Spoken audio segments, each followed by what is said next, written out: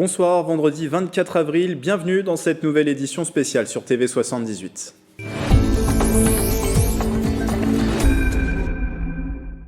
39e jour de confinement en France et dans le département et la crise sanitaire toujours d'actualité. 386 personnes sont mortes dans les hôpitaux du territoire. D'après les chiffres de Santé publique France publiés hier, 8 décès supplémentaires en 24 heures entre mercredi et jeudi. Dans le même temps, le nombre d'hospitalisations a baissé, moins 35 patients. 857 personnes sont actuellement hospitalisées dans les établissements des Yvelines. Moins de patients également se trouvaient en réanimation hier. Et puis 1247, le chiffre des retours à domicile dans les Yvelines suite à une amélioration de l'état de santé. 40 jours quasiment après le début du confinement, c'est l'occasion de faire le point sur la gestion de la pandémie au niveau départemental. Entretien avec le préfet des Yvelines réalisé par Wilfried Richy. Dépositaire de l'autorité de l'État dans le département, le préfet et le représentant direct du gouvernement. Nous sommes en ligne avec Jean-Jacques Brault, le préfet des Yvelines. Bonjour monsieur le préfet. Bonjour monsieur. Nous allons voir comment vous avez supervisé la situation ces dernières semaines, rappeler également les mesures en cours et puis forcément évoquer les premiers éléments, les prémices encore concernant le déconfinement. En attendant, c'est bien le confinement qui est d'actualité. Cela fait 6 semaines, les beaux jours sont bien installés. Il n'est pas question de penser à se relâcher. C'est le message que vous allez passer encore en la veille de ce week-end. Pardon.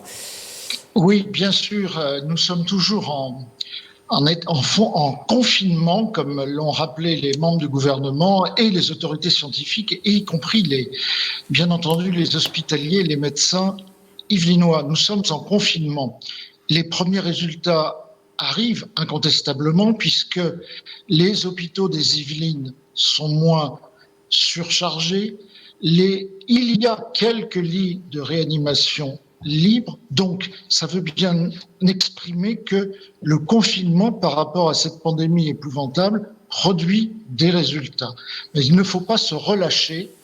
Il faut accepter avec autant de bonne volonté, en tout cas de discipline nécessaire pour chacun d'entre nous, les règles de ce confinement qui peuvent être effectivement très contraignantes pour certains d'entre nous. La communauté musulmane débute le ramadan ce vendredi. C'est normalement un moment d'échange, de partage et tout cela en commun. Les différents représentants du culte ont appelé leurs fidèles à s'adapter cette année, à respecter aussi une fermeture des mosquées. Vous allez y veiller avec les services de la préfecture ?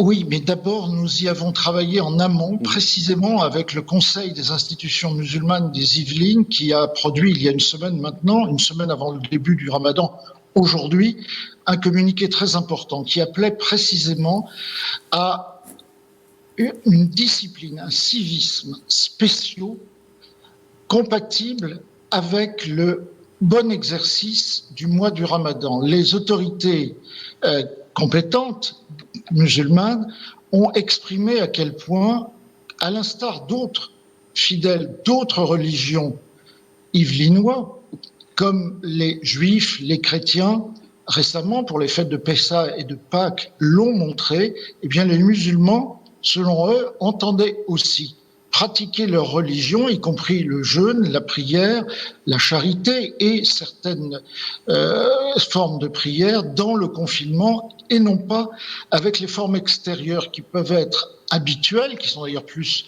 culturelles que cultuelles, mais cette fois-ci en appelant à ne pas s'y adonner. Donc je remercie beaucoup naturellement le conseil d'administration du CIMI d'avoir appelé les fidèles à cette retenue. Nous entendons être pédagogues comme eux, mais naturellement, nous empêcherons, par exemple, si ça arrivait, des personnes produisant des petits gâteaux ou des plats, etc. Nous leur interdirons de les vendre comme ça, à la sauvette, puisque les marchés sont interdits à de très rares exceptions près. On ne peut pas envisager d'exception. Donc voilà. Pour une partie de la population, c'est un mois de Ramadan spécial qui s'annonce, de même qu'il a été très spécial, singulier et contraignant pour les protestants, pour les catholiques, pour les juifs, pour les orthodoxes, tout à fait récemment pour Pâques. Vous l'avez évoqué aussi dans votre réponse, la question des marchés, peut-être y revenir aussi, parce que vous recevez toujours encore des demandes de certains qui s'interrogent, pourquoi tel marché, pourquoi pas un autre. Aujourd'hui, quelle est la règle qui s'applique ? Voilà, alors en effet, au départ, il faut revenir aux origines. Le confinement s'est accompagné d'une demande gouvernementale du Premier ministre et de tous les ministres, donc extrêmement claire, de fermeture de tous les marchés. C'est la règle. La dérogation a pu être envisagée. Pour ma part, je l'ai comprise de façon suivante, c'est-à-dire en autorisant au bout de quelques semaines, je le reconnais, des marchés ruraux à rouvrir là où il n'y a pas de possibilité d'approvisionnement alternatif. Nous avons permis, mes collaborateurs et moi, après études très particulières, dans certains cas, je pense aux Halles de Versailles, une forme de réouverture, mais extrêmement organisée, limitée, contingentée, avec une organisation particulière, un sens pour les personnes qui viennent, et pas de contact entre les produits et les personnes, et naturellement les règles, les gestes barrières devant être réglés.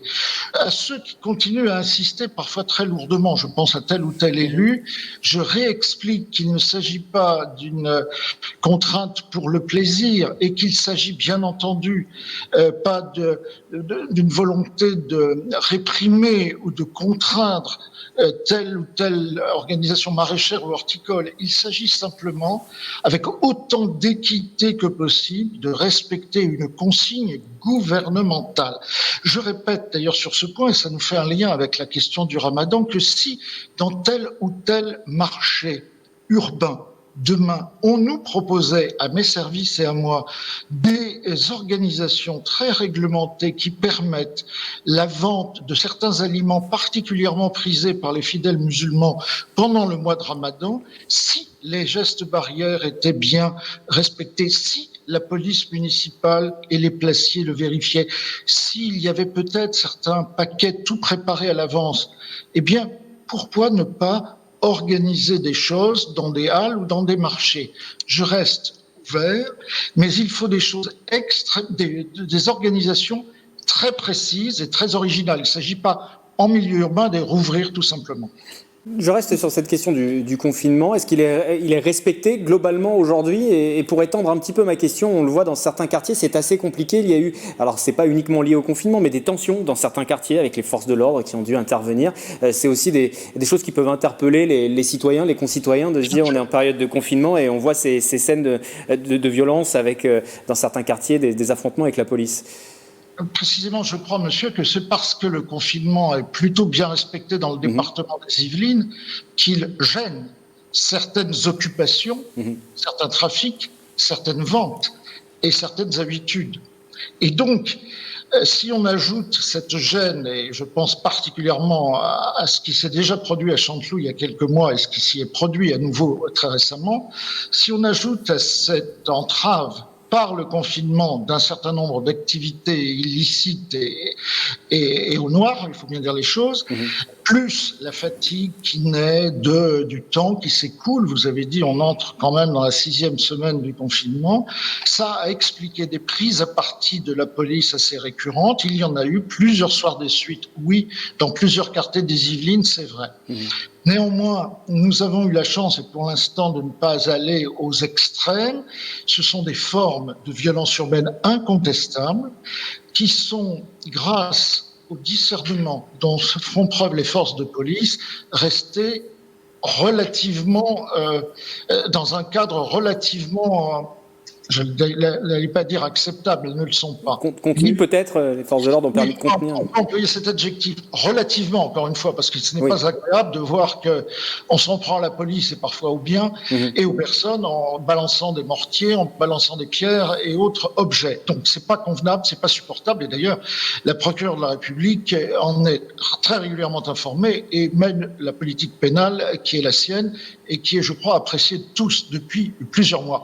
Donc, sachez bien que les services de police et de gendarmerie, surtout à l'occasion de ce mois de Ramadan qui peut, dans certains cas, comme on l'a dit tout à l'heure, impliquer quelques mouvements complémentaires de population et en tout cas être pris comme prétexte par des malfaisants pour leurs entreprises. Je répète que les forces de police et de gendarmerie sont particulièrement attentives, vigilantes, seront à la fois pédagogues mais fermes, et que, en tout cas, mes collaborateurs et moi-même, ainsi que les polices municipales et nationales, la gendarmerie, les maires et nous sommes vraiment sur le qui-vive.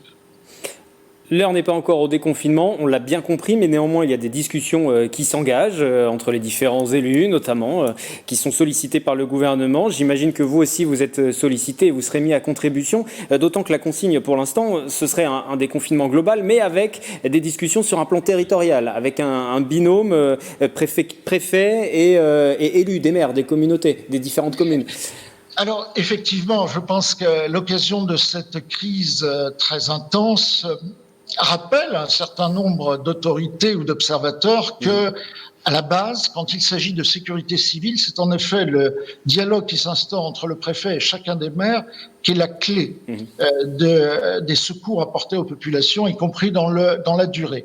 Nous avons la chance, voyez-vous, dans les Yvelines, d'avoir un climat de confiance que je qualifierais de très exceptionnel entre les autorités préfectorales, le conseil départemental, le conseil régional, les maires, les intercommunalités, mais c'est surtout les maires, essentiellement les maires qui sont concernés, avec le soutien du conseil départemental et aussi du conseil régional et des parlementaires. Il y a une qualité de dialogue entre ces pouvoirs publics, je tiens à le dire à nouveau publiquement, qui fait que, en particulier jusqu'à maintenant, dans une période où, il faut bien le dire, il a fallu parfois aider le système hospitalier, le conforter les EHPAD par tel masque, telle organisation, renfort administratif, etc., etc. Il faut que les Yvelinois, grâce à vous, monsieur, comprennent qu'il y a un dialogue permanent de proximité, de terrain, une explication constante. Donc, nous n'allons pas redécouvrir ce que semblent parfois redécouvrir les observateurs plus nationaux, c'est-à-dire que la nécessité de fonder l'action publique sur une connaissance de terrain, une connaissance des personnes de proximité. Et je veux aussi mentionner les associations caritatives, les associations qui représentent les entreprises ou les chefs d'entreprise eux-mêmes, dans ce moment où on envisage le déconfinement. Nous sommes en lien quotidien.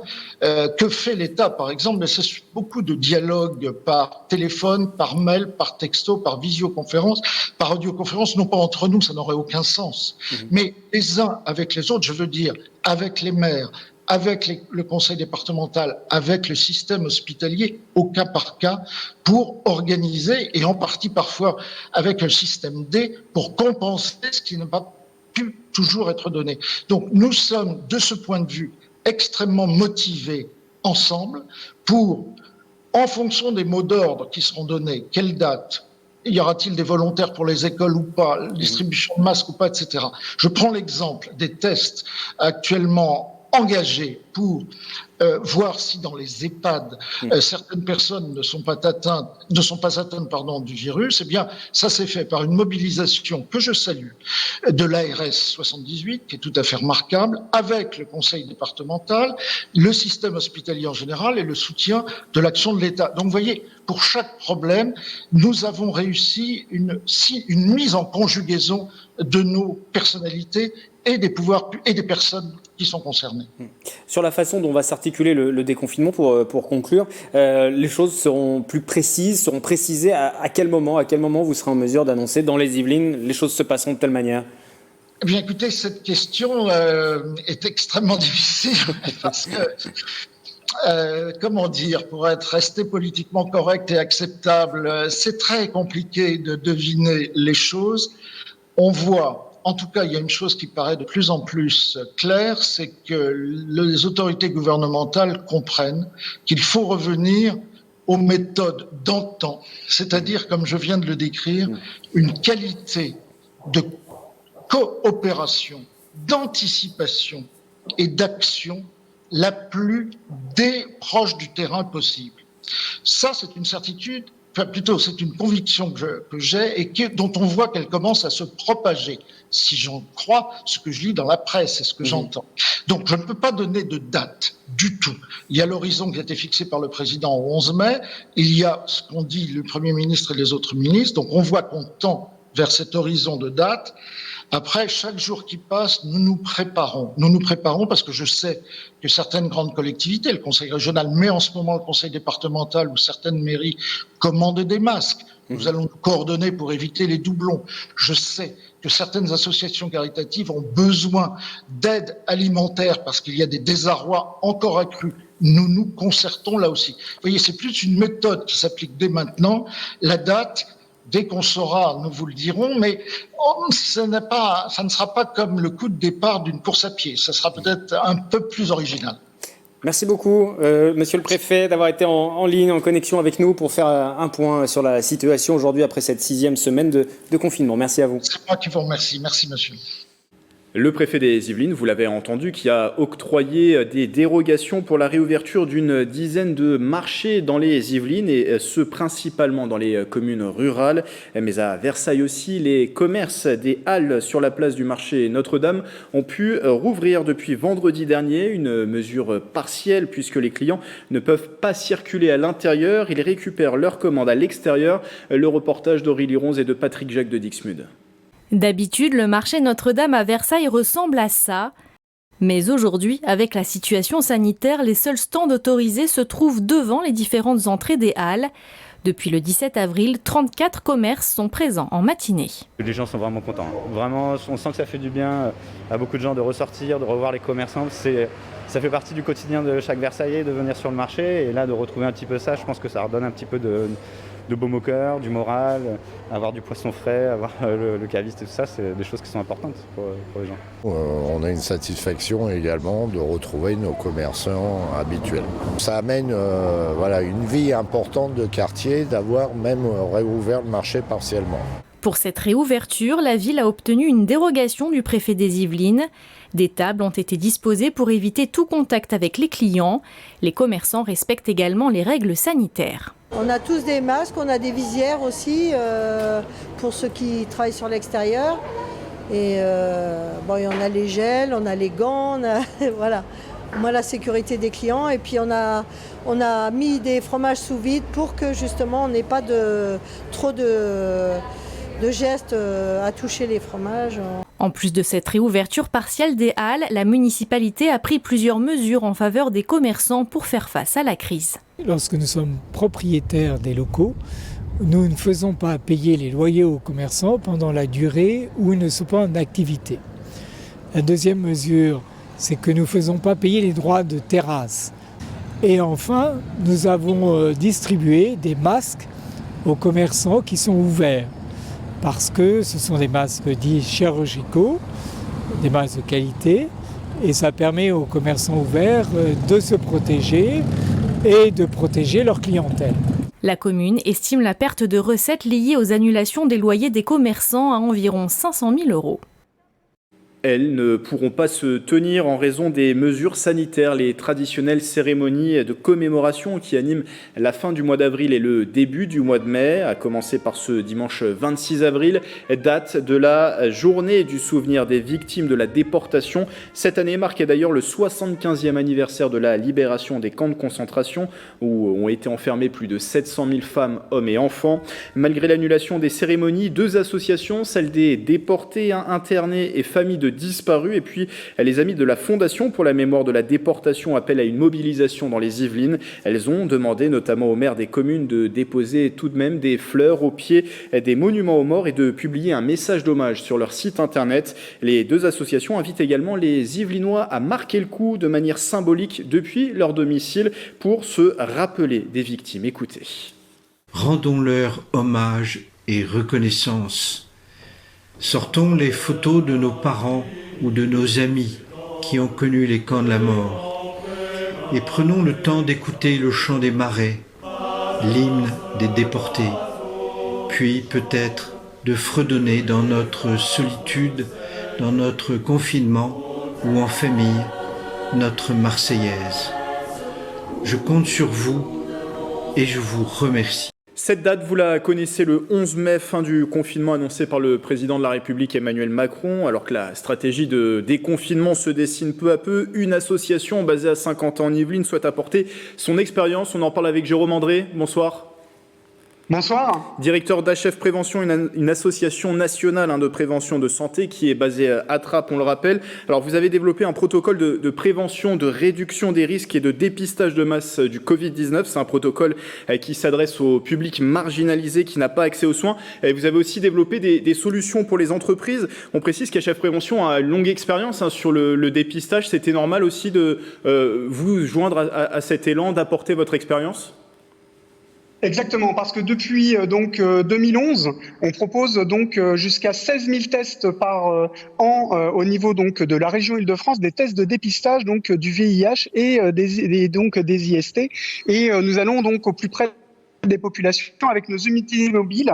D'ailleurs, souvent, vous venez d'ailleurs voir pour relater un petit peu tout ça. On parcourt les universités, les centres commerciaux et les cœurs de cité. Alors là, on le voit avec le Covid-19, il y a une vraie nécessité d'apporter les tests au plus proche des populations. Ces tests, nous les avons. Nous avons effectivement fait tester par des laboratoires Pasteur, et on attend le retour du CNR, et il convenait de pouvoir avoir le retour du ministère de la Santé. Donc ce qu'on demande, c'est effectivement de pouvoir faire les tests et de pouvoir les emmener au plus proche des gens. Pour cela, on a réalisé un protocole qu'on est les premiers à avoir monté. Alors on pensait être les premiers en France, mais les premiers cours. Et en réalité, ce protocole international avec des signataires de renom va nous permettre et permettre à d'autres associatifs de pouvoir faire des tests Covid-19, les tests qui sont effectivement sur le coronavirus, et les Français les attendent parce que plus que jamais, les Français veulent savoir leur statut sérologique. Avec un protocole, vous l'avez dit, qui sera destiné à des publics auprès desquels vous intervenez régulièrement. Il y a aussi des solutions pour les entreprises qui ont été imaginées par HF Prévention. Exactement, on s'est associé à 2 cabinets de renom en management et en communication de crise. L'idée, c'est d'aller au plus proche des salariés de l'entreprise, parce que ce sont eux qui sont les véritables acteurs de la relance économique, et donc apporter des tests, mais aussi apporter des nouvelles solutions de management va permettre à ces entreprises de pouvoir se relancer dans la continuité et de manière complètement durable. Il était nécessaire effectivement d'apporter des solutions efficaces tant sur la santé que sur le management. Et donc aujourd'hui, on se rend compte qu'on a un vrai besoin de pouvoir relancer à la fois les entreprises. C'est pour ça qu'on a fait des propositions très concrètes à Valérie Pécresse, notamment, que j'ai rencontrée hier, puisque Valérie Pécresse a fait un don de 2000 masques à HF Prévention, justement pour lancer nos initiatives. Et puis on a fait une proposition effectivement aussi à Othman Nasrou et puis à Jean-Michel Fourgous, puisque comme vous le savez, on est des enfants de 50 ans en Yvelines, et donc on a aussi à cœur d'apporter à la fois des solutions pour toutes les entreprises à travers la France, puisque les cabinets peuvent avoir cette compétence-là, et puis d'apporter bien sûr notre savoir-faire sur 50 ans en Yvelines. Alors, Jean-Michel Fourgaux, juste je précise pour ceux qui ne le connaissent pas, président de 50 ans en Yvelines, et Othman Nasrou qui est aussi vice-président de 50 ans en Yvelines, et également conseiller régional. Juste sur le protocole, dans les grandes lignes, à quoi ressemble-t-il ce protocole ? Eh bien, vous avez déjà filmé des tests de dépistage du VIH avec HF Prévention. On en réalise 16 000. Et ils ont quasiment la même forme que les tests qu'on utilise habituellement. C'est-à-dire qu'en 2-3 gouttes de sang, on va pouvoir donner, avec une certitude quasi aussi fiable qu'en laboratoire, on va pouvoir dire aux gens s'ils ont été mis en contact avec le Covid-19 et s'ils ont développé ou non les anticorps. Donc, le protocole fait aussi en sorte de dire comment vont se dérouler ces tests et va pouvoir permettre de le mettre très rapidement dans des unités mobiles un peu partout en France. Alors vous avez été reçu par la présidente de la région Île-de-France, Valérie Pécresse. Est-ce que vous demandez aujourd'hui à être reçu par d'autres pouvoirs publics, peut-être au niveau de l'État aussi ? Exactement, puisqu'HF Prévention, comme vous le savez, nous sommes opérateurs avant tout des agences régionales de santé et du ministère de la Santé. Nous travaillons également avec d'autres ministères, mais on ne trouve pas très normal qu'il y ait effectivement des cellules de crise qui se soient montées, même si nous connaissons les gens des cellules de crise et qu'on leur fait des recommandations. On a effectivement ces cellules de crise en contact, mais on trouverait normal que dans le cadre de la démocratie en santé, des structures associatives telles que la nôtre ou même des citoyens tout court soient auditionnés, parce qu'aujourd'hui, on ne peut pas faire effectivement une campagne de stop and go, c'est-à-dire on confine les gens et puis on va les laisser derrière se recontaminer pour ensuite dire qu'on va probablement reconfiner si on n'a pas les masques, si on n'a pas les gants, si on n'a pas de traitement et a fortiori s'il n'y a pas donc de tests, on va effectivement courir à la catastrophe. Donc on demande à être reçu effectivement par les pouvoirs publics, même si nous sommes en lien constant avec les agences régionales de santé d'Île-de-France qui font un travail extraordinaire, ainsi que le ministère de la Santé. On demande effectivement à ce que nos solutions soient portées au plus haut. On a fait des recommandations également au ministère donc des Armées qui nous a sollicité dans le cadre d'un appel à projet. Et maintenant, on demande effectivement à ce que nos solutions soient mises en place. Les Français veulent connaître leur statut sérologique. Les entreprises veulent être relancées. C'est pour ça qu'HF Prévention propose à la fois une solution concrète de dépistage aussi fiable qu'en laboratoire et des packs entreprises pour pouvoir donc relancer et redynamiser donc le pays avec des solutions qui allient à la fois le management de crise mais aussi le domaine de la santé, d'où le fait qu'HF Prévention va maintenant faire donc de la prévention, y compris en entreprise. Voilà pour ce protocole imaginé par votre association Jérôme André, HF Prévention, dont vous êtes le directeur. Merci d'avoir été avec nous. Et le retour du Club de la Presse ce week-end sur TV78. Les journalistes des médias locaux des Yvelines se réunissent pour revenir sur l'actualité du mois dans le territoire. Il sera bien sûr question dans ce numéro de la crise sanitaire et de la gestion et des conséquences dans les Yvelines. Participation de toutes les nouvelles de Marmite FM et invité de ce numéro Pierre Bédier. Le président du département des Yvelines s'est exprimé notamment sur les conditions du déconfinement. Voici un extrait. Pour moi, la règle la plus intelligente serait de faire ce que d'autres pays ont fait et ce que nous sommes capables de faire si nous le voulons, c'est permettre toutes les activités, je dis bien toutes, à condition que lorsqu'on rentre dans un lieu où il y a plusieurs personnes, on prenne systématiquement ou qu'on fasse prendre systématiquement la température. S'il y a, à travers cette prise de température, suspicion d'infection, dont on ne connaît pas la nature à ce moment-là, immédiatement la personne est dirigée vers un laboratoire pour un test sérologique pour savoir si elle a un simple rhume, une grippette, une rage de dents ou le Covid-19. Si elle a le Covid-19, naturellement, elle reste chez elle, elle est donc confinée. Le temps, c'est 3 semaines, le temps de la quarantaine, c'est une demi-quarantaine donc. Et naturellement, elle est suivie.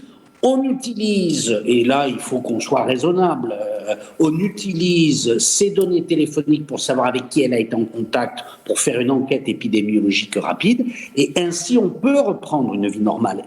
Le Club de la Presse des Yvelines s'est à retrouver à partir de ce week-end sur TV78 ou en replay sur notre site internet et notre application mobile.